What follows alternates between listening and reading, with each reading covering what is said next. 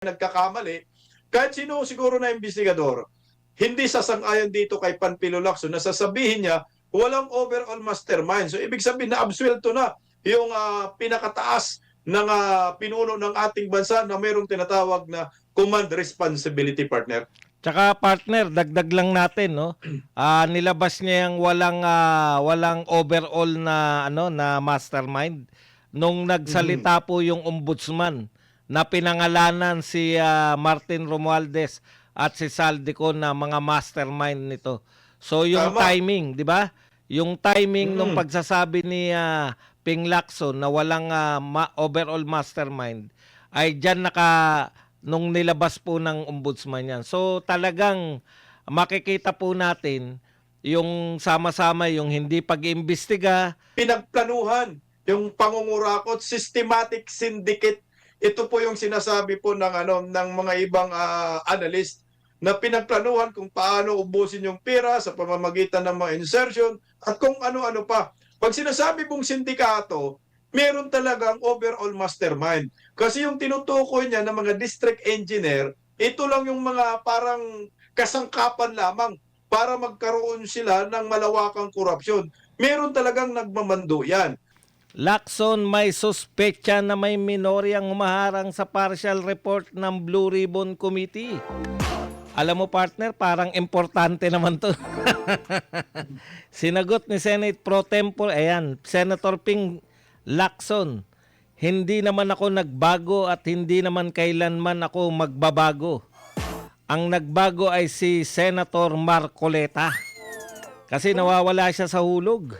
Hindi na siya in sync with reality. Sa balitaktakan ay wala sa katwiran madalas. Baka yun ang sama ng loob niya. 2 hearings lang napalitan siya. So sana maging BFF talaga kami. Yung totoong BFF.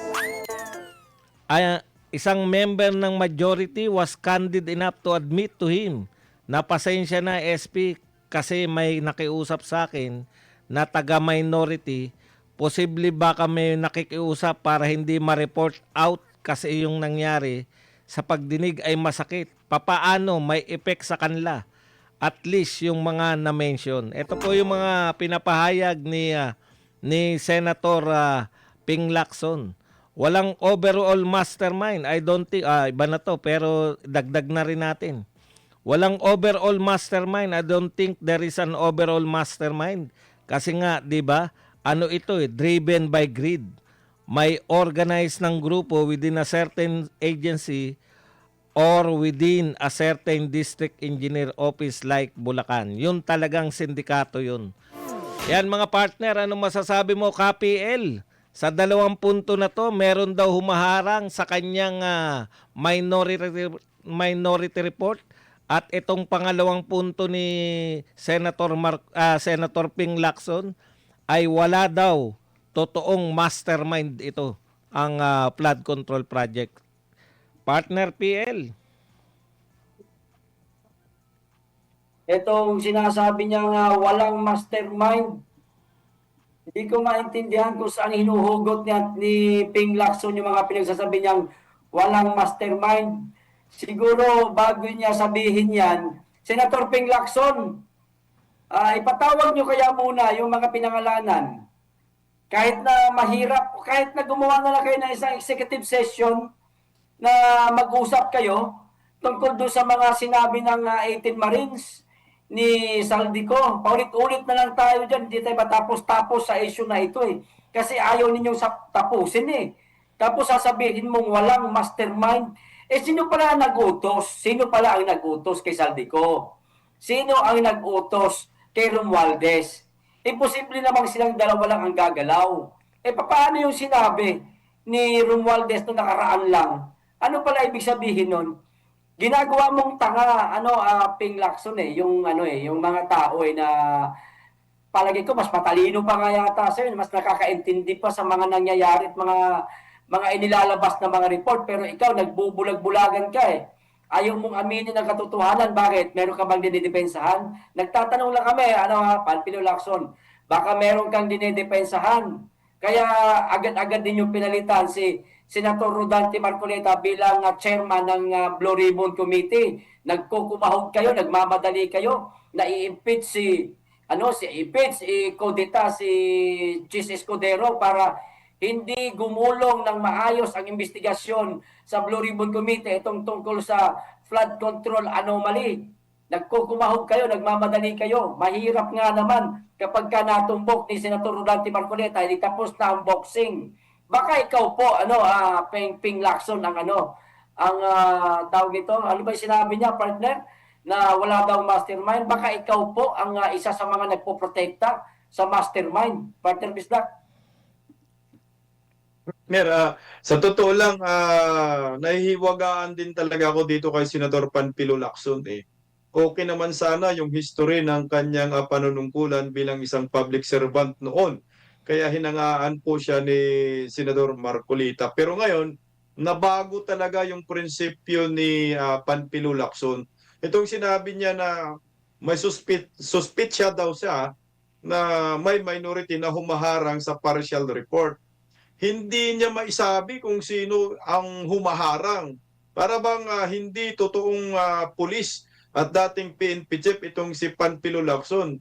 Mas matapang pa si Senador Marcolita. Bakit ayaw na lang niyang diretsuhin kung sino yung tinutukoy niya? Alam naman natin na yung kanyang parinig at pinatamaan dito at minimension ay si Senador Marcolita na. Unlike kay Senador Marcolita, harap-harapan gusto niya bardagulin talaga si Panfilo Lacson, pero si Panfilo Lacson umiiska po lamang. Dito naman sa sinasabi niya na walang overall mastermind, isa po itong kalukuhan, mga kapartner. Medyo matagal na po yung investigasyon patungkol sa flood control. Marami na pong nagsasabi ng mga eksperto na yung korupsyon na nangyayari sa ating bansa, mantakin mo ito na po yung pinakamalaking korupsyon sa kasaysayan ng ating bansa na trilyon-trilyon yung nililima sa kaba ng bayan, tapos sasabihin mo, walang overall mastermind. Hindi po ganun ang tingin ng maraming Pilipino. Tayo po, namulat po tayo, itong nangyayaring korupsyon ay tinatawag po natin na, alam mo yung sindikato, talagang pinagplanuhan yung pangungurakot, systematic syndicate. Ito po yung sinasabi po ng mga ibang analyst na pinagplanuhan kung paano ubusin yung pera sa pamamagitan ng mga insertion at kung ano-ano pa. Pag sinasabi pong sindikato, meron talagang overall mastermind. Kasi yung tinutukoy niya ng mga district engineer, ito lang yung mga parang kasangkapan lamang para magkaroon sila ng malawakang korupsyon. Meron talagang nagmamando yan. Unang-una, yung tatlong tao na involved dito, ito yung pinakamalaking tao talaga. Ito yung circle ng sindikato. Si Saldico, si Martin Romualdez, at si Pangulong Bongbong Marcos. Hindi mo po pwedeng sabihin, Panfilo Lacson, na walang overall mastermind. Ito, police ho ito, PNP po ito. Dumaan siguro to sa pagka-investigador kung hindi tayo nagkakamali.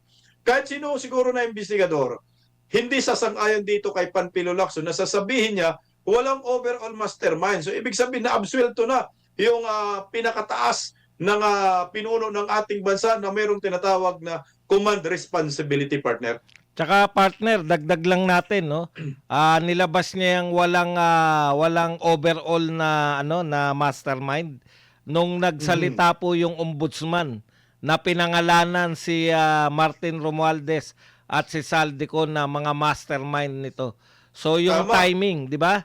Yung timing nung pagsasabi ni Ping Lacson na walang overall mastermind ay diyan nung nilabas po ng ombudsman yan. So talagang makikita po natin yung sama-sama yung hindi pag-iimbestiga at tapos ngayon naman po ay yung pagsasabing walang mastermind. Mukhang tama kayong dalawa na may pinoprotektahan nga at sayang yung kanyang karera.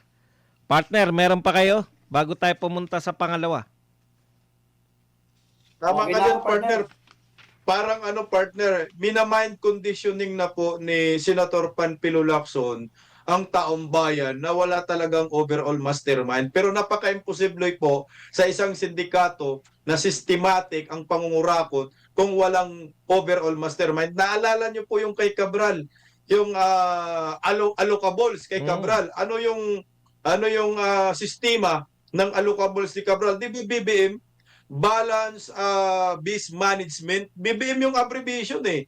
Hindi naman sinabi natin na si BBM ang pinaka-overall mastermind. Pero yung mga ganong klaseng mga abbreviation, BBM, Balance Based Management, na sandamakmak na allocables at insertion, BBM na rin po yung tinutukoy dito. At sabi nga ho ni Chavit Singson, ang pinaka-mastermind itong si BBM, harap-harapan sinabi dahil nga yung statement ni Romualdez na nasa executive. Although third-party approach po yung ginawa ni Martin Romualdez, pero sino ba yung pinakamataas sa executive? Walang iba po ang Pangulo ng Republika ng Pilipinas. Saka partner, no, yung itinayo ni Pangulong Marcos na ICI, nagmamadali din silang yun na itayo yung committee na Correct. yun Correct. mga partner para sa investigasyon daw sa flood control. Pero hanggang ngayon wala pa tayong natatanggap na matinong report nila kung ano ang nangyari sa kanilang investigasyon. Para sa akin lang to partner.